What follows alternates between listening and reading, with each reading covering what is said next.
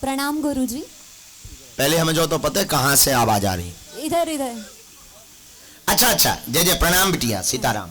मेरा प्रश्न ये है कि अगर जीवन में किसी जीवन की परीक्षा में अगर हम बार बार अनुत्तीर्ण होते हैं पूरी मेहनत करने के बाद में, और जब हमारा हौसला बहुत कम हो जाता है, तो उसे कैसे बनाए रखें? बहुत अच्छा प्रश्न, ताली बजाओ बच्ची के लिए।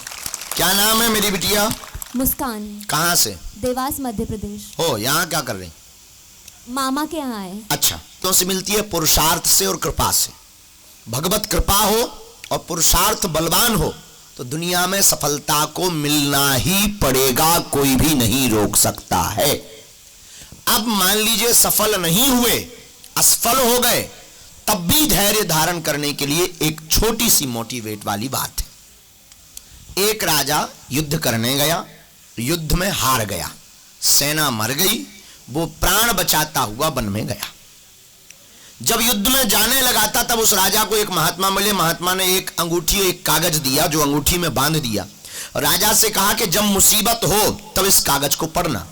और आज राजा जब मुसीबत आ गई तो उसने चिट्ठी खोली और पढ़ा तो पीछे से सैनिक मारने के लिए लगे थे। वो गुफा में जाकर बैठ गया, हाँपी भरने लगी, घोड़ों की आवाजें आ रही, चिल्ला रहे हैं मार डालेंगे, निकल आ बाहर, कहां छिप गया है, क्रूर, आतताई, डरपोक आदि आदि आवाजें आ रही थी। लेकिन वो भयभीत तो होकर के उसने जैसी चिट्ठी निकाली तो उसमें 2 लाइन लिखी थी, जो है वो बीत जाएगा।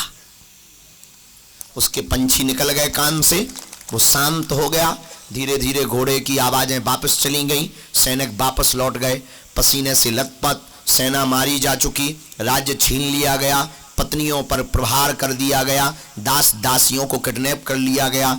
राजा हार चुका था, पर उसने फिर से चिट्ठी खोली और चिट्ठी की पर्ची में लाइन लिखी थी, जो है बीत जाएगा। राजा रात के अंधेरे में बगल के पड़ोस के राज्य में अपने मित्र राजा के पास गया। जो दूसरा राजा पड़ोस का था वो मित्र था। रात के समय पहुंचा, पहरेदारों को कहा कि खबर करो, मैं आया हूं, मैं हार चुका हूं। राजा भागा भागा आया, मित्र मिला, क्या बात है? पूरी बात बताई। मित्र ने कहा कल तक का टाइम दो, हम तुम्हारे साथ हैं और तुम्हारे राज्य को हम फिर से जीत करके मानेंगे। और युद्ध हुआ, राजसेना जुड़ी और जिस राजा ने युद्ध करके इसके घर को जीता था वो हारा गया, इसको फिर से राज्य मिल गया। गांव में जब ये राजा पहुंचा, वो अपने रथ पर बैठा था तो लोग स्वागत कर रहे थे, ताली बजा रहे थे, ये जीत कर आया था, सब कुछ हारने के बाद जीत गया था। लेकिन फिर से चिट्ठी याद आई, इसने फिर पढ़ी, उसमें फिर लिखा था, ये जो भी दिख रहा है ये भी एक दिन बीत जाएगा। राजा जो बहुत फूला समा रहा था, जो बहुत अभिमान में भर रहा था कि मैं हार के जीत गया, फिर से विनम्र हो गया और हाथ जोड़ने लगा कि जो भी है सब बीत जाएगा। तो कॉन्फिडेंस के लिए आपको सबसे पहले, आत्मबल बढ़ाने के लिए सबसे पहले ये तय करना पड़ेगा कि आप अनुत्तीर्ण नहीं हुए हैं, अनुत्तीर्ण समय हुआ है और एक समय ऐसा आएगा कि आप उत्तीर्ण होकर के मानेंगे। इसलिए करत करत अभ्यास के जड़मति होत सजान, रसरी आवत जाए ते सिल पर परत निशान। बार बार विद्यार्थी को प्रयत्न करना चाहिए और एक दिन सफलता हाथ लग ही जाएगी। हीरा की खदान लगाने वाले को हमेशा हीरा नहीं मिलता, लेकिन एक दिन हीरा मिलता है और किस्मत चमक जाती है। उसी प्रकार मंजिल पाने वाले को मंजिल भी बार बार नहीं मिलती, एक समय ऐसा आता है कि मंजिल भी मिलती, मुकाम भी मिलता और नाम भी मिलता है।